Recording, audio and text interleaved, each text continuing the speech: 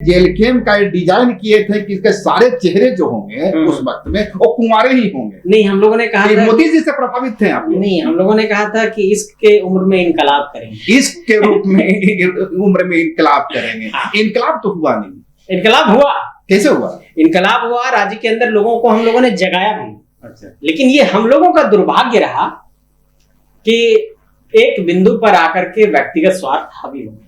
जयराम महतो में डिक्टेटरशिप आ गया, कह सकते हैं। वो सामूहिकता की बात तो होती है, सबों को लेकर चलने की बात होती है, डेमोक्रेटिक वैल्यू की बात होती है, कॉन्स्टिट्यूशन की बात होती है, पर जमीन पर वो नहीं उतरा। कह सकते हैं, ये बात मैं इत्तेफाक रखता हूँ, इससे इत्तेफाक रखता हूँ। लगता है बीच बीच में आपको जयराम महतो की याद आते रहती है। नहीं, याद की बात नहीं। जब आप किसी आदर्श और सुचिता की बात करते हैं ना, तो ये बहुत जरूरी हो जाता है कि आपको आईना दिखाया जाए कि आप हैं क्या। मैं आपको उसका एक उदाहरण बता रहा हूँ, इसलिए मैंने मोबाइल को पकड़ा है। मैंने गूगल में सर्च किया इनके नाम, संगठन का नाम लेकर के, वसूली, ठीक है। हाँ। उस संगठन का नाम लिखा, गूगल में आप लिखे वसूली और उसका नाम संगठन का जोड़ दिया पहले। हाँ। अब उसके बाद गूगल रिजल्ट्स दिखला रहा है, देखिए। हाँ। ये तो मैं नहीं कह रहा हूँ कुछ। ये आपका दावा है? नहीं, ये गूगल का दावा है, ये तमाम आर्टिफिशियल इंटेलिजेंस का दावा है। ये वो संजय मेहता का दावा है? नहीं, मेरा दावा नहीं है, जो कभी गूगल का दावा। कभी जयराम महतो का खासम खास होता था, उसका दिल होता था, उसका दिमाग होता था, उसका कमांडर इन चीफ होता था। वो संजय मेहता इतनी बदल गया और इतनी उसके चेहरे पर मुस्कान नजर आती है जब जयराम महतो के नाम के आगे वसूली गैंग दिखता है। जयराम महतो की इंटीग्रिटी में आपको अभी भी संदेह है, डाउट है? छोड़िए गूगल की बातें, गूगल कुछ भी बोल सकता है। कैसे बोल देगा कुछ भी? आपने जो किया है वो दिखा रहा है। गूगल आईना है जयराम महतो का। नहीं, मैं ये कह रहा हूँ कि जो घटनाएं घटित हुई पिछले कुछ महीनों में, पिछले कुछ सालों में, और जो ये बातें सामने निकल करके आई, उसी का वो एक आईना आप वहां पर देखिए। एक नई पार्टी है जयराम महतो की, उस पार्टी को ऑर्गेनाइज करने में, खड़ा करने में। अच्छा, तो आप लूटने चले जाएंगे, आप वसूली करने चले जाएंगे, आप सिंडिकेट चलाने लगेंगे, आप लोगों से जाकर के रंगदारी करने लगेंगे, तो फिर ये आदर्श और सुचिता की बात करनी नहीं चाहिए। आज की तारीख में मैं आपको एक छोटा सा एग्जाम्पल बताता हूँ। वो व्यक्ति किसी भी दूसरे लीडर को संगठन के अंदर कहीं भी लेकर के जाना पसंद नहीं करता। आसपास महिला लीडर आपको दिखाई पड़ेंगे, लेकिन दूसरे नेताओं को लेकर के नहीं जाता। बड़ा आरोप लगा रहा है, आप देख लीजिएगा कहीं पर भी। लेकिन अब चूंकि मैं अधिकृत नहीं हूँ, लेकिन चूंकि मैं जानता हूँ कि अंदर वहाँ क्या चल रहा है। नहीं, मैं बता सकता हूँ, संजय मेहता अलग हो गए, रिजवान क्रांतिकारी अलग हो गए, झटका तो लगा। खैर मेरा एक कई लोग अलग का दोस्ती तो आप लोग की है, और मैं यकीन के साथ कह सकता हूँ कि संजय मेहता का दिल अभी भी जयराम महतो के लिए धड़कता है। नहीं, वो तो मैंने क्या कहा कि व्यक्तिगत तौर पर कभी किसी से मनमुटाव नहीं रखना चाहिए। जयराम महतो शादी करेंगे तो संजय मेहता जाएंगे बराती में? बिल्कुल जाएंगे। मैं ये कह रहा हूँ कि एक कोई शायर कहा था ना कि दुश्मनी जमकर करो, लेकिन जब कभी फिर हम मिले तो दोस्ती की गुंजाइश बनी रहे। हाँ, ऐसा। नमस्कार, जोहार, लाइफ लगातार में आपका एक बार फिर से स्वागत है। दोस्तों, इस वक्त हमारे साथ जिस फ्रेम में जिस शख्स को देख रहे हैं, जिस चेहरे को देख रहे हैं, वो आंसू का एक जुआ तुर्क है। जुआ तुर्क इसलिए कि आंसू जिस गर्दिश में फंसती नजर आ रही थी, विधानसभा चुनाव के बाद जो परिणाम आए आंसू के लिए संतोषजनक नहीं थे। तो आंसू के उस दुर्दिन में, उस गर्दिश के दौर में संजय मेहता की आंसू में एंट्री होती है, और इसके साथ ही संजय मेहता जुआ तुर्क के रूप में सामने आते हैं। जुआ तुर्क इसलिए कि संजय मेहता के नेतृत्व में आंसू कई बदलावों के दौर से गुजर रही है, और कहीं न कहीं संजय मेहता की कोशिश रही है कि आंसू का जो उसका पुराना अतीत है, जो उसका संघर्ष का पन्ना है, और जो जिस आंसू से झारखंडी मिट्टी की खुशबू आती थी, झारखंडी मिट्टी की खुशबू आती थी, उसे एक बार फिर से स्थापित किया जाए। तो संजय जी, आपका बहुत बहुत जोहार, धन्यवाद, आपने समय दिया। लगातार के तमाम दर्शकों को मेरा जोहार है और आपका बहुत शुक्रिया कि आज आपने मुझे अपने कार्यालय में आमंत्रित किया। जैसा कि मैंने अपने प्रारंभिक उद्बोधन में कहा कि मुझे लगता है कि संजय मेहता आंसू में एक बदलाव लाने की कोशिश कर रहे हैं। मैं ऐसा क्यों कह रहा हूं, इसके कुछ तथ्य हैं हमारे साथ। हालांकि कई बड़े एग्जाम्पल भी हैं, पर जो तत्काल का एग्जाम्पल है वह है जेटेट को लेकर के जो विवाद चला जी। और जिस तरह भाजपा मगही और भोजपुरी अंगिका को लेकर मुखर होती नजर आई। उनके जो प्रदेश अध्यक्ष हैं उन्होंने मगही को लेकर के और भोजपुरी को लेकर के कुछ टिप्पणियां की। उनका कहना था कि जब ओडिया और बांग्ला को भी शामिल किया जा सकता है जेटेट की नियमावली के, जेटेट की परीक्षा के लिए, तो आखिर मगही भोजपुरी अंगिका मैथिल ने क्या गुनाह किया है। और उसके बाद जो आपकी प्रतिक्रिया आती है वो बड़ा हैरत में डालने वाली। हैरत में इसलिए कि अमूमन 2 दशक से आंसू इस तरह पलटवार करती हुई भी नहीं देखी थी। आंसू भाजपा का एक पार्टनर थी, भाजपा के एजेंडा के साथ चलती थी, लेकिन आप तो उस एजेंडा से अलग अलग राय करते हुए दिख रहे हैं। देखिए, जब भी कोई गठबंधन पूरे राजनीतिक प्लेटफॉर्म पे आप देश के परिप्रेक्ष्य में देखें या राज्यों के संदर्भ में, आपको ये दिखाई पड़ेगा कि जब भी कोई एक अलायंस फॉर्म होता है तो उसके अंदर एक कॉमन मिनिमम प्रोग्राम बनता है, न्यूनतम साझा कार्यक्रम बनता है। और जब कभी भी हम जरूर एनडीए के फोल्डर में रहे हैं, लेकिन जब कभी भी ये अलायंस हुआ है तो इस बात पर हमेशा चर्चा हुई है कि आजसू की अपनी विचारधारा रही है और आजसू की अपनी आइडियोलॉजी है, उसका अपना आइडियोलॉजिकल स्टैंड है और उस स्टैंड से हट करके आजसू कुछ भी एक्ट नहीं करेगा। तो ऐसी कोई भी गतिविधि पॉलिटिकल डोमेन में जब होगी और लगेगा कि हमें अपनी प्रतिक्रिया देनी है तो हम बिल्कुल देंगे, क्योंकि हम झारखंड और झारखंडियत की बात करते हैं और उसमें बहुत कुछ गजब वाली बात नहीं है, बहुत आश्चर्यजनक कोई बात नहीं है, वो बहुत लीगली है, फैक्ट है और वो एक तरीके से कह सकते हैं कि वैधानिक तौर पर एक सच बात है। क्या है, हमने यही कहा कि झारखंड की जो 9 क्षेत्रीय और जनजातीय भाषाएं हैं उसी के आधार पर नियुक्तियों में प्राथमिकता मिले, वही नियुक्तियों में मूल आधार बने। और ये बात तमाम छात्र संगठन के लोग, तमाम यहाँ के अभ्यर्थी, प्रतियोगी परीक्षा की तैयारी करने वाले तमाम लोग, बीएड करने वाले छात्र और जो लोग 2016 के बाद से अब तक जेटेट की तैयारी कर रहे हैं, वो तमाम अभ्यर्थी यही बात की वकालत भी करते हैं। और आपने देखा होगा कि उन अभ्यर्थियों की भी प्रतिक्रिया आई कि हम इस तरह के ही मांग को खारिज करते हैं। तो इसकी भावना को आपको समझना होगा। पर सवाल यह भी है कि पलामू से लेकर लातेहार, लतार से लेकर संथाल का इलाका, देवघर का इलाका, इस इलाके में मगही, भोजपुरी और मैथिल बोलने वाली की एक बड़ी आबादी है।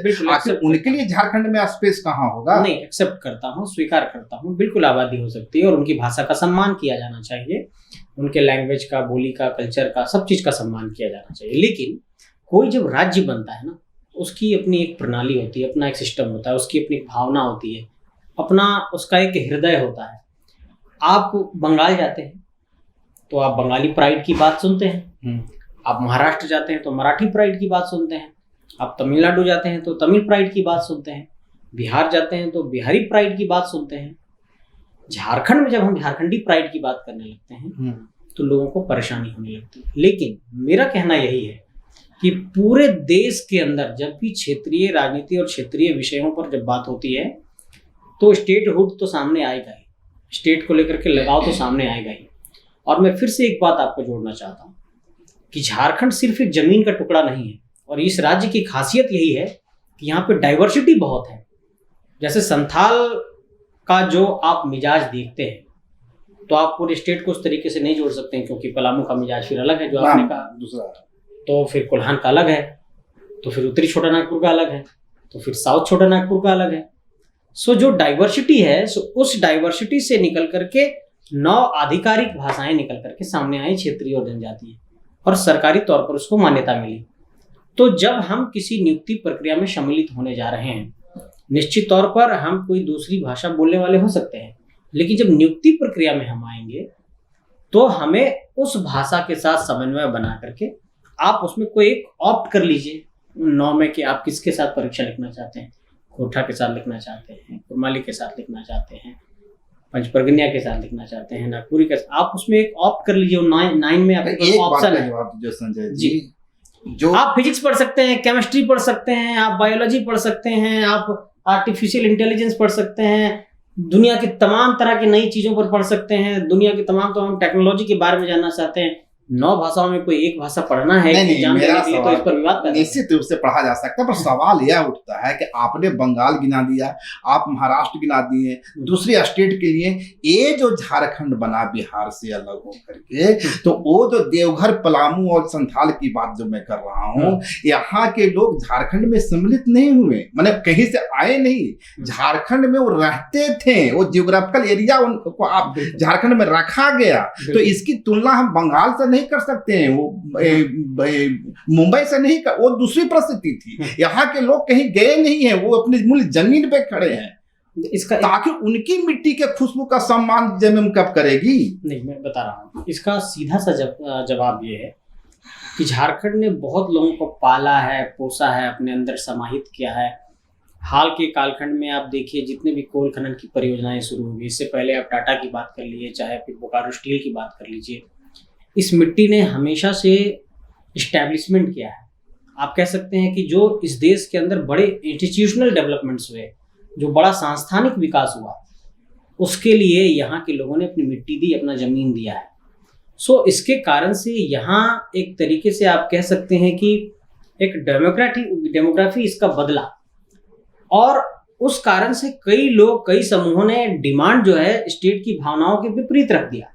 आज की तारीख में जब मैं इस बात को कह रहा हूँ आपके स्टूडियो में, आज भी झारखंड के अंदर जो दमन है, पीड़ा है, यहाँ के लोगों की जो अवसर है, वो प्राथमिकता की सूची में नहीं है। क्यों?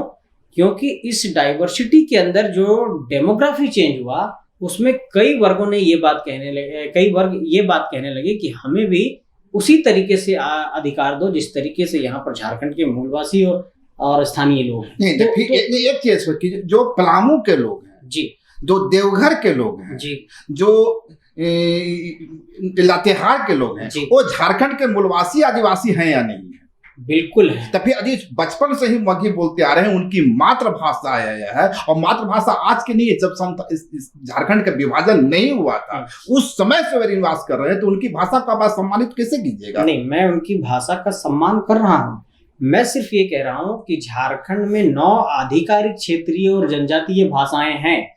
अगर किसी समूह वर्ग के डिमांड के बाद उन भाषाओं को आधिकारिक तौर पर सम्मिलित कर लिया जाएगा, तो फिर उनके लिए स्वागत है। लेकिन हमारा कहना है कि अभी तो प्रक्रिया यही है ना। तो क्या आजसू, ठीक है, मैं उस आपके स्टैंड को समझ, क्या आजसू इस बात के लिए मूवमेंट छेड़ेगी कि पलामू से लेकर लातेहार, गढ़वा होते हुए संथाल का जो पूरा इलाका है, इसमें जो मगही मैथिली बोलने वाली बड़ी आबादी है, उसको नौवीं सूची में, अनुसूची में या जनजातीय सूची में या क्षेत्रीय भाषा की सूची में शामिल करने के लिए कोई मुहिम छेड़ेगी? बहुत सही सवाल है आपका। जब भी कोई डिमांड डेमोक्रेटिक स्ट्रक्चर में कहीं से सृजित होता है, तो आप इस बात को मानते हैं कोई समूह वर्ग उसका डिमांड करता है, फिर उस पर चर्चाएं होती, परिचर्चाएं होती, और जो लीगल बॉडीज हैं उस पर वो अपना स्टैंड देती है। हमारा कहना है कि अगर ऐसी कोई डिमांड निकल करके सामने आती है, क्योंकि आज तक झारखंड में ऐसा कोई बड़ा प्रोटेस्ट देखने को नहीं मिलता है। हाँ, ये बातें सतही तौर पर होती हैं। जिस तरीके से आजसू का जो आजसू की जो ऑर्गन है, हाँ, इस बात का इंतजार नहीं करती कि प्रोटेस्ट होगा। आजसू तो खुद प्रोटेस्ट वाली पार्टी है, आपको सामने आना चाहिए। बात सही है, लेकिन मैं ये कह रहा हूँ कि जब जो उससे लाभान्वित होने वाला समूह है, वो अपने जब तक डिमांड को इनिशिएट नहीं करेगा, तब तक ऐसी कोई भी चर्चा निरर्थक है। क्योंकि ये चर्चाएं अभी सतही तौर पर है। खुल करके, जैसे ही आपने कहा कि वो पत्र लिखा गया, क्या उस पत्र को लिखने के बाद बहुत बड़े स्तर पर कोई डिमांड सामने आया? ये बातें सतही तौर पर कही जा रही हैं। लेकिन जैसे ही झारखंड में आप 9 क्षेत्रीय और जनजातीय भाषाओं को छेड़ते हैं, तो एक बड़ा समूह इसके समर्थन में सामने आता है। डेमोक्रेसी की परिभाषा है जी कि मेजोरिटी है, माइनॉरिटी की सम्मान करे। आपकी कैसी डेमोक्रेसी है? नहीं, तो जहां माइनॉरिटी का सम्मान नहीं है। नहीं, माइनॉरिटी का बिल्कुल सम्मान है। हम सिर्फ ये कह रहे हैं कि अगर वो आधिकारिक प्रक्रिया में सम्मिलित होते हैं, आप इसकी लड़ाई लड़िए। मेरा कहना है कि जब वो समूह वर्ग अपनी डिमांड को रखेगा, हमें वो कहेगा, तो हम उसकी लड़ाई लड़ेंगे। लेकिन इस बात को आपको समझना होगा कि फिलहाल जो परिस्थितियां हैं, आपको मैं एक छोटा सा एग्जांपल बताता हूं। झारखंड के अंदर बहुत ही साजिश के साथ यहाँ के स्थानीय नियुक्तियों में यहाँ के लोगों को कैसे हटाया जाए, इसकी एक बहुत सुनियोजित तरीके से एक चाल चली गई, और वो चाल यहाँ के ब्यूरोक्रेसी के लोगों ने चला। क्या चला कि सबसे पहले तो इस राज्य के अंदर जब बार बार ये बात कही जाती रही कि 4th ग्रेड की नौकरियों और 3rd ग्रेड की नौकरियों में यहाँ के स्थानीय लोगों को आरक्षण दिया जाएगा, तो स्थानीयता की परिभाषा हमेशा विवादित रही। इस कारण से यहाँ के लोगों को दिक्कत हुआ। दूसरा एक बड़ा पहलू सामने आया कि इस राज्य के अंदर हमारे हेमंत सोरेन जी ने कहा कि निजी क्षेत्र में भी हम 75% रिजर्वेशन देंगे। वहां भी सवाल यही खड़ा हुआ कि अगर 75% रिजर्वेशन आप स्थानीय को देंगे तो वो स्थानीय कौन है। फिर वहां पर ये प्रॉब्लम हुआ। अब आप समझिए कि सीएम साहब ये कहने लगे कि अगर स्थानीय लोगों को रोजगार नहीं मिलता है तो आप जाकर के कब्जा कर लीजिए। तो क्या वो अराजकता फैलाना चाहते हैं? तो हमारा कहना ये है कि 25 सालों में इस राज्य के अंदर जो नौजवान बड़े हुए, इस राज्य को समझ रहे हैं, और एक बड़ी आबादी जो नौकरी की तलाश में अलग अलग दर दर भटक रही है, उनसे अब तक आप ये कह सकते हैं कि मतलब उनकी भावनाओं का अब तक सम्मान नहीं हो पाया, अवसर उनको आज तक नहीं मिल पाया। और इस राज्य के अंदर आप जानते हैं कि किस तरीके से अफसरशाही, किस तरीके से नहीं, उस मुद्दे पर हम आवेंगे संजय जी। एक चीज आप दीजिए कि आप अभी मगही, भोजपुरी और मैथिली का विरोध कर रहे हैं। विरोध नहीं कर रहा हूँ, ठीक है, आप इसे कह सकते हैं कि जनजातीय भाषा की सूची में वो शामिल नहीं है, इसलिए आप मैं आपको एक छोटा सा बंगाली उड़िया का भी तो शामिल नहीं है, उस पर क्या स्टैंड है? मैं आपको स्पष्ट बताता हूँ। क्या जो बंगाली और उड़िया के संदर्भ में बातें कही गई, मैंने अपना बयान में साफ तौर पर कहा है कि 9 क्षेत्रीय और जनजातीय भाषाओं के आधार पर, पुनः दोहरा रहा हूँ, 9 क्षेत्रीय और जनजातीय भाषाओं के आधार पर ही नियुक्तियों की प्रक्रिया पूरी होनी चाहिए, वही उसका मूल आधार होना चाहिए। इसको एक छोटे से एग्जाम्पल से समझता हूँ कि इस वक्त अगर देश के अंदर जब सदन चल रहा होता है, लोकसभा का और राज्यसभा का, तो उसके सेशन का जो पूरा प्रक्रिया है, आप जानते होंगे कि उसको अलग अलग भाषाओं में ट्रांसलेट किया जाता है। तो किन भाषाओं में ट्रांसलेट किया जाता है? जो संविधान की अनुसूची में शामिल है, 8वीं अनुसूची में। तो हमारा कहना ये है कि अगर आज जाकर के आप ये डिमांड करने लगेंगे हम कि आप जो है सो खोरठा में सदन की कार्रवाई को ट्रांसलेट करिए, संथाली में होता है क्योंकि 8वीं अनुसूची में है, तो हम कहने लगेंगे कि खोरठा से आप सदन की कार्रवाई को ट्रांसलेट करिए, तो भारत सरकार मुझे क्या कहेगी कि ये 8वीं अनुसूची में नहीं है, इसलिए हम नहीं कर सकते। ठीक है, मैं बात समझिए। आप बच्चा को रोने का इंतजार कर रहे हैं, नहीं, बच्चा जब रोएगा, मैं ये कह रहा हूँ, 9वीं अनुसूची में दर्ज होगा, जनजातीय सूची में शामिल होगा। आंसू क्रांति नहीं कर रही है, आंसू मूवमेंट नहीं कर रही है, आंसू उस मूवमेंट का इंतजार कर रही है। मेरा कहना ये है कि इस राज्य के अंदर 9 क्षेत्रीय और जनजातीय आधिकारिक भाषाएं हैं और वही आधार बने, यही मेरा इस पहलू पर बयान है। चलिए ठीक, पर एक चीज बताइए, अमूमन 2 दशक से भाजपा और जेबीएम आंसू के रिश्ते को हम लोग देख रहे हैं। आज तक कभी शायद ही कभी ऐसा अवसर आया हो जब आंसू खड़ा होकर बोली हो कि ये भाई स्टैंड गलत है। उस दौर में भी आंसू चुप रही। 2013 के बाद का जो दौर आया देश में, जहां मुस्लिमों को कटघरे में खड़ा किया गया, और आंसू का एक मजबूत वोट बैंक मुस्लिम कम्युनिटी भी होता था, उसके खिलाफ तमाम तरह के नैरेटिव गढ़े गए, आंसू मौन रही। लेकिन आज जब बंगाल में आपको सीट नहीं मिली, तब आपने भाजपा पर सवाल खड़े कर दिए। बात वो नहीं है, ये एक संयोग हो सकता है, ये कोइंसिडेंस। राजनीति में कोई संयोग नहीं होता, क्योंकि भाजपा ने आपको बंगाल में दर्द दिया, संजय मेहता सामने आए और यहाँ झारखंड में पलटवार कर दिया। नहीं, ये एक संयोग हो सकता है, वो एक राजनीतिक गतिविधि हो सकती है, उससे आप उसको जोड़ सकते हैं कि इस तरह के प्रकरण से इस तरह का प्रतिक्रिया सामने आया। लेकिन सवाल ये है कि जब झारखंड की अपनी आइडेंटिटी है, झारखंड का अपना लैंग्वेज है, झारखंड में अपनी एक डाइवर्सिटी की अपनी एक विशेषता है, तो फिर क्यों नहीं उस पहलू पर हम सोचें, क्यों वहां पर डेमोग्राफी और लैंग्वेज को अलग तरीके से सम्मिलित करके उसकी मौलिकता को हम प्रभावित करें। ये एक तरीके से राज्य का जो स्ट्रक्चर है, जो नेचुरल स्ट्रक्चर है, जो इसका मौलिक वातावरण है, उस पर बहुत बड़ा प्रभाव पड़ेगा। इस बात को समझने की जरूरत है। आज आप देखिए कि अगर चाह करके भी आप चाहेंगे कि झारखंड के शहरी क्षेत्रों में वहां पर बहुत बड़े स्तर पर अगर सिर्फ झारखंड आइडियोलॉजी की बात करेंगे तो चुनावी तौर पर आपको वहां नुकसान होता है। क्यों? क्योंकि वहां पे डेमोग्राफी बदल गई है। तो इस पर खैर हमें कोई एतराज नहीं, मतलब एक एग्जाम्पल के संदर्भ में ये बात कह रहा हूँ। तो मेरा कहना यही है कि इस राज्य की मौलिकता और इस राज्य की भाषाई विशेषता, उसको कहीं से भी प्रहार ना किया जाए, यही मैं कहना चाहता हूँ। नहीं, मैं उस आपकी जो ये थिंकिंग है, आपका जो ये थाउट है, इसका मैं सम्मान कर रहा हूँ। बस सवाल महज इतना है कि यह जो आत्मचिंतन का दौर शुरू हुआ है आंसू में, उसके लिए इसी वक्त को क्यों चुना गया? ये कोइंसिडेंस हो सकता है, लेकिन मैं फिर से एक बात आपको जोड़ना चाहता हूँ। नहीं, आपको आंसू की अपनी विचारधारा है, आंसू का अपना लाइन है, आंसू का अपना संघर्ष का इतिहास है, आंसू की अपनी विचारधारा है, आंसू के अपने माने ये तमाम चीज आंसू को तब याद आई जब प्रभाव का शिकार हो। नहीं, ये आपका आकलन हो सकता है, लेकिन हम लोग इस पहलू पर तो लगातार काम करते हैं। हम तो हमेशा से ये कहते रहे हैं कि झारखंड के मुद्दों पर कोई समझौता किसी से नहीं होगा, और इसीलिए संजय मेहता को आंसू में लाया गया है कि वह झारखंड मिट्टी की जो खुशबू है, झारखंड का जो सौंदर्य है, उसे आंसू में स्थापित नहीं। मैं तो बस एक साधारण कार्यकर्ता हूं और एक कार्यकर्ता के तौर पर अपना जो भूमिका है उसको अदा कर रहा हूं, लेकिन उन तमाम लोगों को और अपने साथियों को भी ये कहना चाहूंगा जो हमारे साथ हैं पॉलिटिकली फोल्डर में, फिर से कड़े शब्दों में कहना चाहूंगा कि झारखंड के मुद्दे पर, झारखंड के पहलू पर, झारखंड के मसले पर, झारखंड के इतिहास के मसले पर, झारखंड के रोजी रोजगार के मसले पर, झारखंड के स्थानीयता के मसले पर, झारखंड के लोगों को यहाँ पर हक देने के मसले पर कभी भी किसी से किसी तरीके का कोई समझौता नहीं होगा। और अगर किसी से रार हुआ, तकरार हुआ और सामने सामने भी संघर्ष करने की नौबत आई तो आंसू करेगा, लेकिन झारखंडी मुद्दों पर कोई समझौता नहीं करेगा। आंसू ये कहना चाहता है। निश्चित रूप से आपके बड़े जो पार्टनर हैं भाजपा आसाम में, या आसाम के जो सीएम है हेमंत बिस्व शर्मा, वे कहते हैं कि यदि कोई रिक्शा वाला, मियाँ रिक्शा वाला 5 रुपया मांगता है तो उसे 4 रुपया दो। क्या आंसू इसको जस्टिफाई करती है? इस देश के अंदर ऐसा कोई भी एक्ट जो धार्मिक तौर पर नफरत फैलाता हो, हम उसके साथ खड़े नहीं।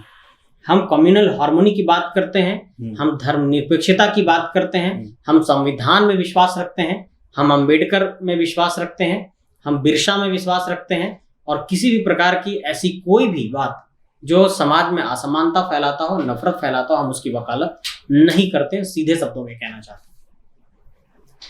हैं। 2019 याद है आपको? जी, जब रघुवर दास के नेतृत्व में चुनाव हो रहे थे, आंसू को एनडीए फोल्डर में स्पेस नहीं मिली, आपने चुनाव अकेले लड़े। उसका भी परिणाम आपके विपरीत गया था। नहीं, उस वक्त हम लोगों को 8% वोट आया था। उस वक्त हम लोगों को लगभग 8 से 9% वोट आया था, और 8 से 9% वोट हम लोग लगभग 53 सीटों पर चुनाव लड़े थे उस वक्त। तो आप गौर करेंगे कि उस वक्त हमारे 2 एमएलए जीते भी थे। और अभी आप जब 2024 का जिक्र कर रहे हैं, तो हम लोग जब 10 सीटों पर लड़े तो 10 सीटों में आजसू ने 1 सीट पर जीत दर्ज की है, और लगभग 7 सीटों पर हम दूसरे नंबर पर रहे हैं, और 2 सीटों पर हम तीसरे नंबर पर रहे हैं। और इससे आत्मसंतोष के नहीं, हम ये कहना चाहते हैं, कई बार ये आकलन होता है 10 सीटों पर हमारा वोट लगभग 7 लाख है, और कई लोग ये दावा करने लगते हैं कि अब आजसू का खात्मा हो जाएगा क्योंकि कुछ लोगों का इतना वोट आ गया है। कोई 81 सीटों पर, मैं यही कहना चाहता हूँ, कोई ये कहते हैं कि 70-80 सीटों पर लड़ करके कोई 8-10 लाख वोट ला रहा है, तो ये कहने लगते हैं कि आजसू खत्म हो गया। लेकिन आजसू 10 सीटों पर लड़कर लगभग 7 लाख वोट ला रहा है, तो आप इस एवरेज को नहीं देखते हैं। तो हमारा कहना यह है कि हमारी अपनी आइडेंटिटी है, आजसू का अपना एक विरासत है, आजसू का अपना एक संघर्ष का इतिहास है। और एक बात और मैं कहना चाहता हूं, जो शायद झारखंड के अंदर लोग इस बात को समझ नहीं पा रहे हैं। अगर आजसू को सिर्फ और सिर्फ सत्ता के गलियारे में किसी तरह जाना होता, तो आजसू इतना संघर्ष का रास्ता नहीं अपनाता। क्योंकि हम सामूहिकता के बारे में सोचते हैं, झारखंड के बारे में सोचते हैं, झारखंड की चिंता करते हैं, और जितने झारखंड आंदोलनकारी हमारे संगठन के अंदर हैं, वो इस बात की चिंता करते हैं कि जो झारखंड का नेतृत्व है वो झारखंडी भावनाओं के अनुरूप ही किया जा सकता है। और इस बात को फिर से मैं दोहराना चाहता हूं। एक बात मैं कंप्लीट करने दीजिए कि वर्तमान में जो सरकार चल रही है, ये उनका दूसरा कार्यकाल है, और ये भी झारखंडी भावनाओं का राग आलाप करके सत्ता में आए थे, और इन लोगों ने ये कहा था कि हम झारखंडी भावनाओं के अनुरूप सरकार चलाएंगे। तो ये सरकार हमारे आकलन के अनुरूप, आजसू के आकलन के अनुरूप ये फेल साबित हुई। तो ऐसे में झारखंड के अंदर अगर झारखंडियत की वकालत करने वाला और झारखंडी बिंदुओं पर अगर कोई नेतृत्व दे सकता है तो वो एकमात्र आजसू पार्टी है, क्योंकि उसके पास एक ऐसा लीडरशिप है जिसने झारखंड अलग राज्य आंदोलन को देखा है, जिसने झारखंड में सत्ता की बागडोर को संभाला है, जिसने झारखंड में डिप्टी चीफ मिनिस्टर के तौर पर अपना योगदान दिया है, और जिन्होंने 25 सालों तक एक राजनीतिक दल के तौर पर आजसू को स्थापित करके ये दिखाया है कि बिना किसी पॉलिटिकल डायनेस्टी से निकले हुए, बिना किसी राजनीतिक वंशवाद से निकले हुए एक राजनीतिक दल को संचालित किया जा सकता है। मुझे बताइए, इस राज्य के अंदर ऐसा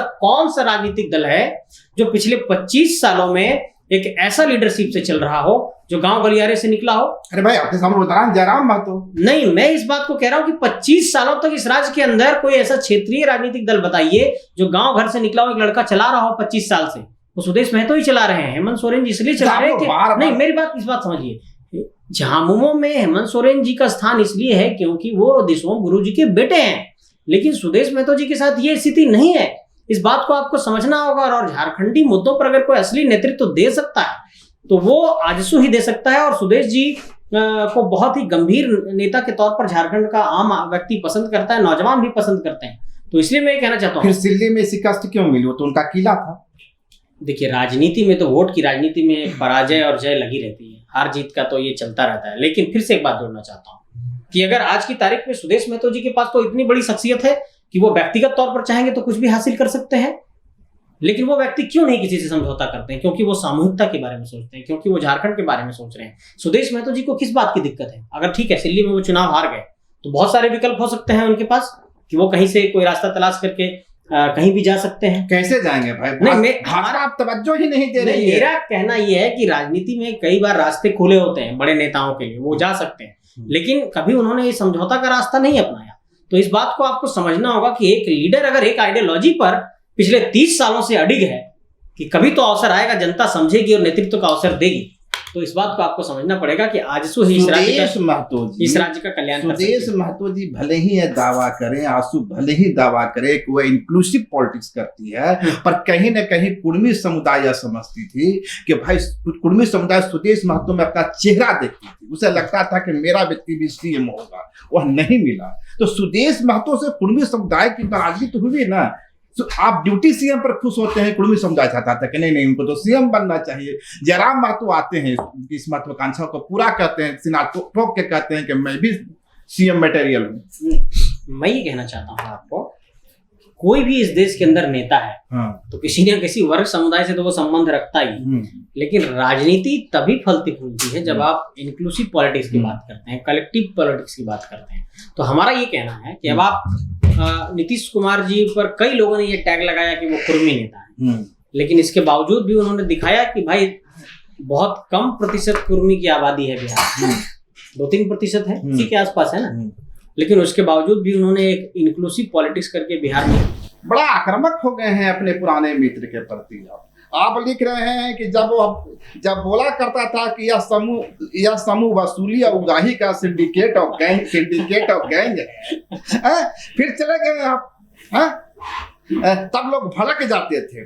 आज हजारों सैकड़ों ऑडियो वीडियो वसूली की बात करते हुए, सेटिंग करते हुए सोशल मीडिया पर मौजूद है। पूरा गैंग आपस में लड़कट रहा है।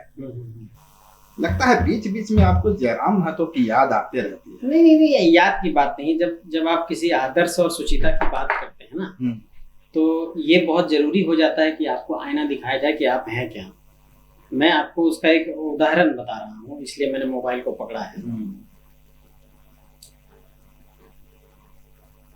मैंने गूगल में सर्च किया इनके नाम, संगठन का नाम लेकर के, वसूली, ठीक है, उस संगठन का नाम लिखा, गूगल में आप लिखे वसूली और उसका नाम संगठन का जोड़ दिया पहले। अब उसके बाद गूगल रिजल्ट्स दिखला रहा है, देखिए। ये तो मैं नहीं कह रहा हूँ कुछ उस कीवर्ड्स के साथ, उस संगठन के नाम के साथ सिर्फ वसूली शब्द आप जोड़ करके गूगल को सर्च करें, जयराम का नाम लेते ही वसूली शब्द सामने आने लगता है। ये पर्यायवाची हो गया है। ये आपका दावा है? नहीं, ये गूगल का दावा है। ये तमाम आर्टिफिशियल इंटेलिजेंस का दावा है ये वो संजय मेहता का दावा है। नहीं, मेरा दावा नहीं है, जो कभी गूगल का दावा। कभी जयराम महतो का खासम खास होता था, उसका दिल होता था, उसका दिमाग होता था, उसका कमांडर इन चीफ होता था। वो संजय मेहता आज इतनी बदल गया और इतनी उसके चेहरे पर मुस्कान नजर आती है जब जयराम महतो के नाम के आगे वसूली गैंग दिखता है। देखिए, मेरा कहना यह है कि जब आप इस बात का दावा करते हैं कि हम लोगों से अलग हैं, हम ईमानदारी का एक बहुत बड़ा लबादा ओढ़ करके सामने आए हैं, हम बहुत बड़े ईमानदार हैं और हमसे ज़्यादा ऑनेस्ट, हमसे ज़्यादा जनता की बात करने वाला कोई नहीं है, तो जब उसका विरोधाभासी स्वरूप सामने आता है तो वो निश्चित तौर पर जनता के सामने। जयराम महतो की इंटीग्रिटी में आपको अभी भी संदेह है, डाउट है? छोड़िए गूगल की बातें, गूगल कुछ भी बोल सकता है। कैसे बोल देगा कुछ भी? आपने जो किया है वो दिखा रहा है। गूगल आईना है जयराम महतो का। नहीं, मैं ये कह रहा हूँ कि जो घटनाएं घटित हुई पिछले कुछ महीनों में, पिछले कुछ सालों में, और जो ये बातें सामने निकल करके आई, उसी का वो एक आईना आप वहां पर देखते हैं। एक नई पार्टी है जयराम महतो की, उस पार्टी को ऑर्गेनाइज करने में, खड़ा करने में। अच्छा, तो आप लूटने चले जाएंगे, आप वसूली करने चले जाएंगे, आप सिंडिकेट चलाने लगेंगे, आप लोगों से जाकर के रंगदारी करने लगेंगे, तो फिर ये आदर्श और सुचिता की बात करनी नहीं चाहिए। फिर कह दीजिए कि हम भी महाराष्ट्र नवनिर्माण सेना की तरह कोई उगाही वाला गैंग है। आज भी विधानसभा में विपक्ष की सबसे बड़ी आवाज है तो जयराम महतो हैं। आपके भी एक विधायक हैं तिवारी जी, वो सीधे जय श्री राम से आगे बढ़ते ही नहीं है। नहीं, उन्होंने भी कई हाथी के मसले पर और कई मसलों पर उन्होंने अपनी बात रखी है। देखिए, सदन के अंदर आपके जो विधायक हैं तिवारी महतो, क्या झारखंड और झारखंडियत की भाषा, आंसू का जो कोर एजेंडा है, उसे कभी विधानसभा में रखने की कोशिश किए? नहीं, बिल्कुल उन्होंने रखा, कई सवालों को उन्होंने रखा है। हाथी, और देखिए, वो तो बहुत बड़ा मसला है। 5 लोग मर गए, ठीक है, किसी जिंदगी का तबाह हो जाना और उस पर सरकार की पॉलिसी का नहीं होना, 1932 का खतियान, नियोजन नीति, भाषाई अस्मिता, इन सारे मुद्दों पर क्या ये हमारे पार्टी का आपकी कोशिश होती है कि भाजपा से अपनी पहचान को अलग करते हुए आंसू को एक स्वतंत्र पहचान दी जाए। विधानसभा में आपके विधायक की कोशिश होती है कि भाजपा के पीछे पीछे चलते हुए उसके एजेंडे को आगे बढ़ाया जाए। नहीं, ये बिल्कुल नहीं, ये आपका देखने का एक नजरिया हो सकता है, लेकिन मैं फिर से एक बार जोड़ना चाहता हूँ कि आजसू का इतिहास जो है झारखंड के अंदर, वो बहुत ही गौरवपूर्ण है, बहुत ही संघर्ष से जुड़ा हुआ है। और हमारे संगठन के अंदर जब नेताओं की आप फहरिस्त भी देखेंगे, ठीक है, वो बहुत बड़े सेलिब्रिटी के तौर पर आपको नहीं दिखाई पड़ते होंगे, लेकिन जिन लोगों ने गांव-गांव तक सींचा है संगठन को, उसमें बहुत झारखंड आंदोलनकारियों की एक बड़ी जमात आपको दिखाई पड़ेगी। तो मैं आपको सिर्फ ये कहना चाहता हूँ कि आजसू एक दल के तौर पर जब एक्ट करता है तो इन तमाम पहलुओं को सत्ता के समक्ष जरूर रखता है। आज झारखंड के अंदर स्कॉलरशिप अगर कोई बड़ा मसला बना है तो पूरे झारखंड के सभी जिलों में जाकर के हमारे छात्र संघ के साथियों ने आंदोलन किया है। बड़े स्तर पर हम लोगों ने आंदोलन किया, रांची में भी आंदोलन किया। और आपने देखा होगा कि आजसू का छात्रवृत्ति को लेकर के आंदोलन में जिस तरीके से छात्रों का सैलाब निकल करके सामने आया, वो किसी भी छात्र संगठन के सामने नहीं।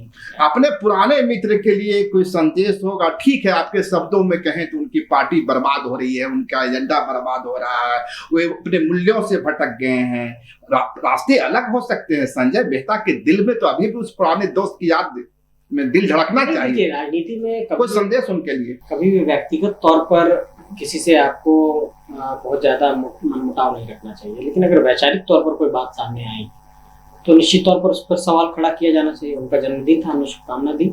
मेरा कहना यही है, दिक्कत यह है कि इस राज्य के अंदर एक बड़े समूह को, नौजवानों के एक बड़े समूह को आपने क्या किया कि उनको डीरेल कर दिया।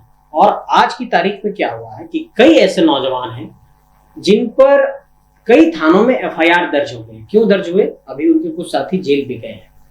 हमारा कहना यह है कि कई नौजवान जो एफआईआर झेल रहे हैं, जो केस मुकदमा झेल रहे हैं, मेरे पास आते हैं कई, उन लोगों को आपने सपोर्ट नहीं किया, आपने उकसाया, आक्रोशित किया, एक प्रोवोक किया कह सकते हैं। वो आपके साथ कूदे और जब उन पर मुकदमा दर्ज हो गया, जब वो जेल चले गए या फिर पुलिस का ताना सहने लगे, तो आपने किनारा कर लिया। आपने क्या कह दिया कि ये आप अपने से देख लीजिए। तो हमारा कहना ये है कि एक बड़ी जमात, मुझे लगता है कि आंदोलन के समय से लेकर के अभी तक कम से कम 3-4 हजार ऐसे साथी हैं जिन पर एफआईआर दर्ज हुआ, उनको देखने वाला कोई नहीं है। लेकिन आपने सभी चीजों को व्यक्तिगत तौर पर और आप कह सकते हैं कि इंडिविजुअल सेंट्रिक कर दिया, व्यक्ति केंद्रित कर दिया। आज की तारीख में मैं आपको एक छोटा सा एग्जाम्पल बताता हूँ।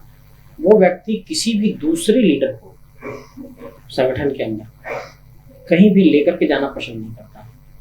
आसपास महिला लीडर आपको दिखाई पड़ेंगे, लेकिन दूसरे नेताओं को लेकर के नहीं जाता।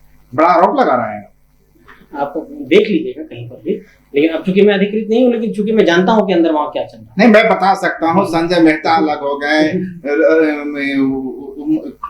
रिजवान क्रांतिकारी अलग होंगे, झटका तो लगा। खैर मेरा एक कई लोग अलग हैं। लास्ट सवाल होगा, झारखंड में जो एक बड़ी चर्चा थी, झारखंड में 3 मोस्ट बैचलर है। एक तो जयराम महतो, देवेंद्र नाथ महतो, संजय मेहता।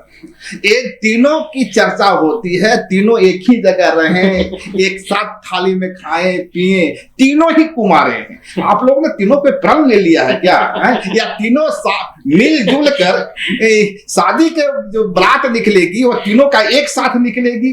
क्या दोस्ती तो आप लोग की है। और मैं यकीन के साथ कह सकता हूं कि संजय मेहता का दिल अभी भी जयराम महतो के लिए धड़कता है। नहीं, वो तो मैंने क्या कहा कि व्यक्तिगत तौर पर कभी किसी से मनमुटाव नहीं रखना चाहिए। जयराम महतो शादी करेंगे तो संजय मेहता जाएंगे बराती में? बिल्कुल जाएंगे, बिल्कुल जाएंगे।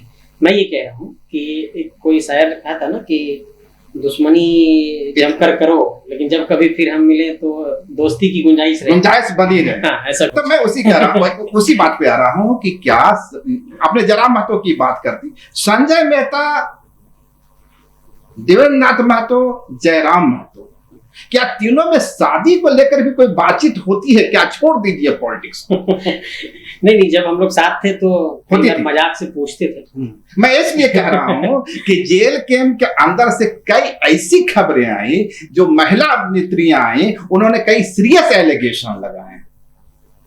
नहीं, इस बारे में मुझे जानकारी नहीं है कि एलिगेशन किस पर क्या लगा है, लेकिन मैं स्पष्ट तौर पर ये कहना चाहता हूँ कि देखिए, शादी तो एक ऐसी संस्थागत व्यवस्था है जिसमें कभी ना कभी आपको जुड़ना ही पड़ता है। और रिजवान क्रांतिकारी भी कुमारे ही हैं क्या? पता, मुझे इस बात की जानकारी नहीं है। शायद। हाँ। तो आप लोग चार हैं, है ना? हाँ, तो ठीक है। पूरे आप लोग जो डिजाइन किए थे, जेल कैंप का डिजाइन किए थे कि इसके सारे चेहरे जो होंगे उस वक्त में वो कुमारे ही होंगे। नहीं, हम लोगों ने कहा था, मोदी जी से प्रभावित थे आप लोग? नहीं, हम लोगों ने कहा था कि इश्क के उम्र में इनकलाब करेंगे, इश्क के रूप में उम्र में इनकलाब करेंगे। इनकलाब तो हुआ नहीं। इनकलाब हुआ। कैसे हुआ? इनकलाब हुआ, राज्य के अंदर लोगों को हम लोगों ने जगाया भी। अच्छा। लेकिन ये हम लोगों का दुर्भाग्य रहा कि एक बिंदु पर आकर के व्यक्तिगत स्वार्थ हावी हो गया। जयराम महतो में डिक्टेटरशिप आ गया। कह सकते हैं। वो सामूहिकता की बात तो होती है, सबों को लेकर चलने की बात होती है, डेमोक्रेटिक वैल्यू की बात होती है, कॉन्स्टिट्यूशन की बात होती है, पर जमीन पर वो नहीं उतरा। कह सकते हैं, ये बात मैं इत्तेफाक रखता हूँ उससे,